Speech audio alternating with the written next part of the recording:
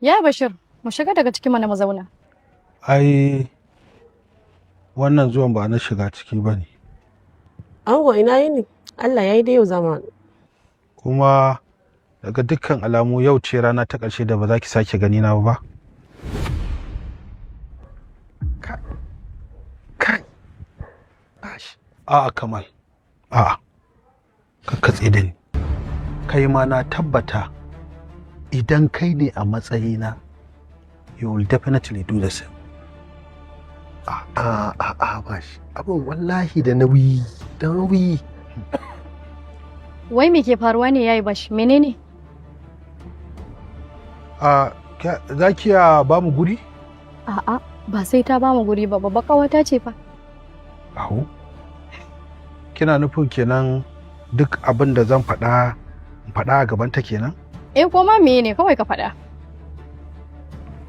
Anyway, watakila za ta yi miki rana ko kuma akwai buƙatar idan mun tattauna ɗin za ta kama kiran garanga ta yi ciki da ke.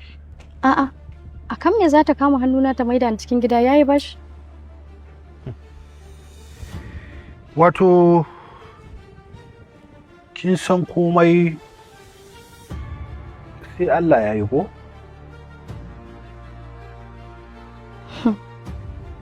Haka ne. Duk abin da kika ga bai faru ba, to tabbas wataƙila ba a rubuce ki a cikin rayuwar mutum ba, kuma ba mamaki ma ba alheri ba ne a gare shi. Ka fasa aure na ne? Kai tsaye ba na fasa auren naki ba ne, amma akwai dalilin da ya sa hakan ba za ta faru ba. Ina zuwa, ni ba ni ne na kirkire shi ba, dalilin Allah ne ya kawo shi, kuma yanayi ne ya zo da wani sauyin kuma I think it is going to be the best tsakanin ni da ke. Shi ne dalili. Haba kai kuwa, ka san yadda take marmarin auren nan kuwa? Ka san shirye-shiryen da take nawa take kashewa akan wannan auren? No ta kashe. Ni ba damuwa ta ma da abin da ta kashe ba, ko ba ka ba, a yanayin da a matsayin da nake yanzu zan iya biyan ta kono ne, ke zan iya ma rubanya mata ta faɗa nawa ta kashe din. Nawa ne? Nawa kika kashe? Please yayi Bashir, kamar yadda ka faɗa, duka abin da ban samu ba daga Allah ne, kuma ba alkhairi bane ba. Ba yau na aka fara zuwa neman aure na ba kuma ya rushe. Sai dai ban taba tsammani daga gare ka ba akai a matsayinka na dan uwana.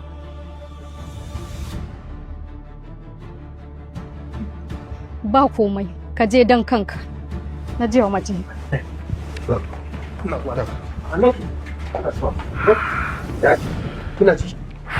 Hannatu, dan Allah ki tsaya ki saurare ni.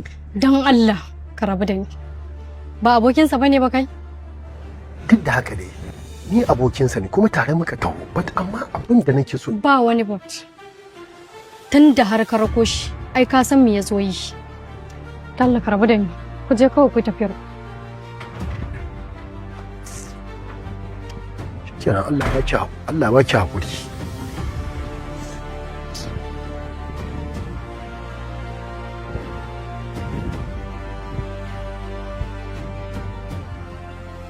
Seriously, fuck up. Wallahi kai. Kamal. Ba ruwanka, wai kai ina ruwanka ne da samun baki a cikin magana. Ina ruwanka da matsayar da na dauka akan wannan al'amarin da ya shafe ni. Idan mutane ne ba. To ba, kaga zaka shiga cikin waɗanda fa ba kwa son ci gaba na fa. Wallahi zaka shiga cikin tsarin su. Allah. Bashi, wallahi abin da ciwo. Abin da zafi wallahi. Baka kyauta ba wallahi. To kamar ya da can akwai soyayya ne, ni fa ba fasanta nake ba. Ba soyayya tsakanina da ita. Gani ake an taimaka min aka ɗauko aka kakaba min ita don ta taimake ni. Aka ba abin da ban ce ina son ta ba. Kuma wannan taimako za ta min. Matar da idan an riga an zo an yi abin ma hakki na aure ma ta ga dama za ta bani. Mana wallahi girman kai za ta yi min. Wallahi girman kai za ta yi min. Ba shi sai haka. Da wannan da ka gudu kake magana yanzu. Da shi wancan din da kake so ka yi na gurin CEO don wallahi da ɗaya ne. Wallahi ba daidai ba. Wallahi kai na fahimci so kake ba. Ni ko wallahi ban ga abin da zai raba ni da CEO ba. Wallahi babu. to wallahi ba wanda zai raba ni da CEO. Magana ta na riga na yanke hukunci. Shikenan magana abin da a ni ba za a haka da ni ba. Ni fa ban ga abin damuwa ba dan Bashir ya ki aurenki. Daman ke kika mai alfarma ba shi ya miki ba. Daman ke kika yi kayan lefanki, kika yi kayan aurenki, sadakin ma ayi mai za a yi.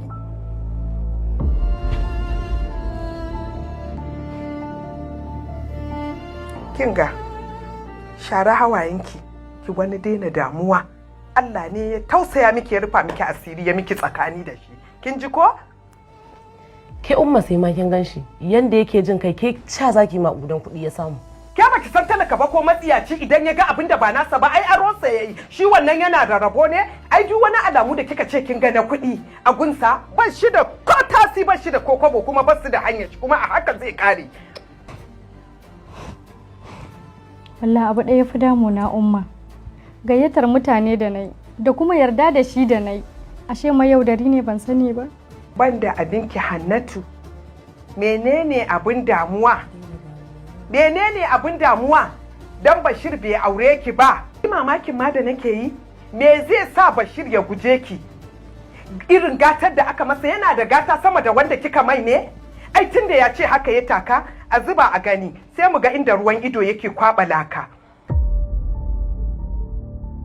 Kuma idan kin bibiya, kila wani malamin nasa ne ba shi sa'an cewa kada ya aure ki, saboda haka bari in je in dau wayata a ɗaki in buga mahaifinki, duk ya daina tattare mutane da zancen wannan auren. Hakan ma za ta iya yi wata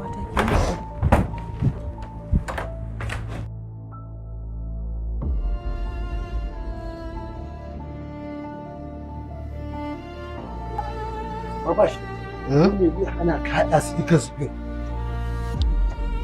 Kaga ni dan Allah ka daina mun maganar Hannatu dan Allah ka kyale ni. Me yasa kake min haka ne? Wallahi abin da ciwo ne, ba kyau wannan. Wannan in kai haka kai rashin mutunci kenan wallahi. Ina maganar rashin mutunci ko wulakanci a ciki. Kai in haka ne ka ɗauki abin da wannan manufar kai me ba kai ba. Kai ma a baya kai ka ma nan ka abin da nayi yanzu ma. Ko ba haka ba? Yarinyar nan ba kai mata ba Mansura?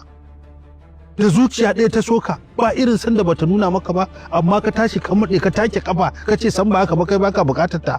To amma ai nayi nadama daga baya ai. Da na duba ma na gani ne arziki na ma kamar yana tare da ita ne saboda mijin da ta aura fa an ce kuɗi yayi sosai yanzu. To ni shikenan ni ba ka san na daddala arzikin kenan. Look at wannan kamfanin fa gaba daya duk abin da ka gani fa ɗaya ne cikin kamfanoni ɗaruruwa da suke ci. Kuma bayan da wannan ga sauran asad da ake da shi a ƙasa ga kuɗaɗe kala-kala daban-daban other denomination duk gashi shi ne kawai shi kenan sai ka ɗora ni a keken ɓera shi kenan kana mun maganar wata aba kaga magana ɗaya ce Kamal in you are not supporting me akan wannan tsari kawai just stay away kawai. A'a ni na isan faɗa ka ina tare da kai abokina Allah ta miki angon CEO. Okay, all right. Shikenan.